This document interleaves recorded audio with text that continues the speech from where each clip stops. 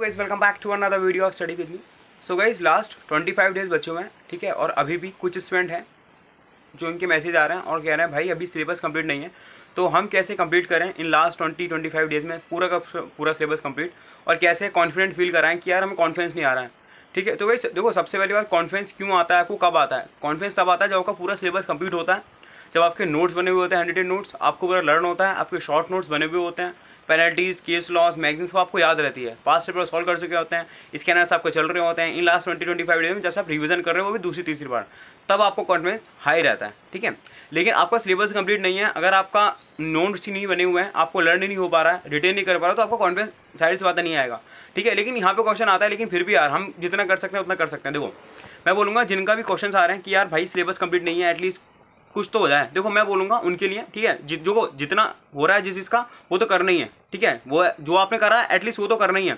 अब जो बची हुई है, सपोज कि किसी सब्जेक्ट में 15 चैप्टर हैं और आपके 8-10 चैप्टर में 5 चैप्टर बचे हुए हैं, तो 5 चैप्टर कैसे कर सकते हो? देखो पहली बात तो छोड़ना कुछ भी नहीं है, ठीक है। तो वो कैसे कर सकते हैं? देखो अभी इतना ज़्यादा टाइम नहीं है। पहली बात, जितना आपने किया है पहले वो पूरा आपको रिविजन करके जाना अच्छे से, ठीक है। सेकंड थिंग इज डैट, जो आपका नहीं हुआ है उसको छोड़ना नहीं है। तो छोड़ना नहीं है भाई, कैसे कर सकते हैं? देखो हर टीचर के मैराथन्स वगैरह आते हैं, ठीक है, और मैराथन्स हेल्पफुल भी होते हैं, ठीक है। लास्ट टाइम पे जिसका सिलेबस नहीं कंप्लीट होता है, एटलीस्ट कुछ ना कुछ तो हो जाता है, बिकॉज मैं हमेशा बोलता हूँ something is better than nothing. तो कोई भी चैप्टर है उसको मान लो वो पूरा चैप्टर तो हो नहीं पाएगा, एटलीस्ट कुछ 2-4 टॉपिक भी हो रहा है ना, तो वह थोड़ा बहुत कॉन्फिडेंस इंक्रीज होगा कि हाँ मैंने कुछ तो चैप्टर कंप्लीट किया, कुछ ओवर भी तो पता, कुछ तो लिखाऊंगा एग्जाम में, है ना। तो देखो यही मैं बोलूँगा, जिसके एग्जाम में यार, ठीक है, एटलीस्ट जो आपने किया वो तो पूरा अच्छे से कवर करके जाना ही जाना है, और जो आपने नहीं किया उसको मैराथन से देख लो। बस ऐसा होना चाहिए कि यार मैं कुछ भी छोड़ के नहीं जा रहा हूँ, ठीक है।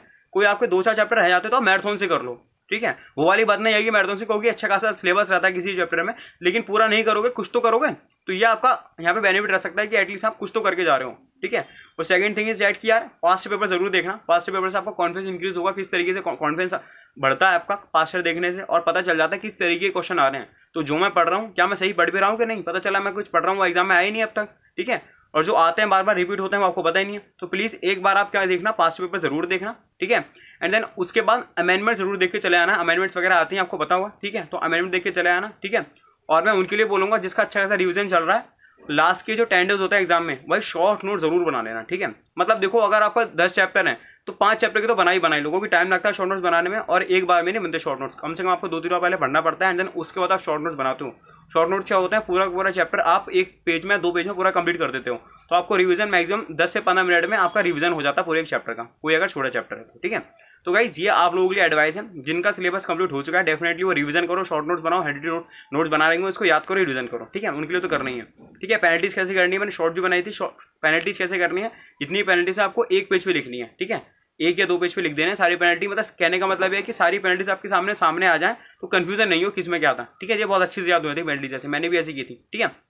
ये आपको करना है पेनल्टीज वगैरह, पास पेपर देखना है, और हाँ जिनका नहीं हुआ है एटलीस्ट जितना किया आपने वो करोगे, एंड देन उसके बाद आपका मैराथन वगैरह पे चले जाना, ठीक है। सो गाइस ये सब था आप लोगों मेरी तरफ से। So guys if you like the video hit the like button, subscribe the channel, and last you know very well guys, share as much as you can. मिलते हैं नेक्स्ट वीडियो में, मस्त तरीके से पढ़ता रहो, ठीक है, गजब तरीके से पढ़ता रहो। All the best for the examination guys, tata bye see you later, all the best guys, मस्त तरीके से पढ़ता रहो, tata bye see you letter.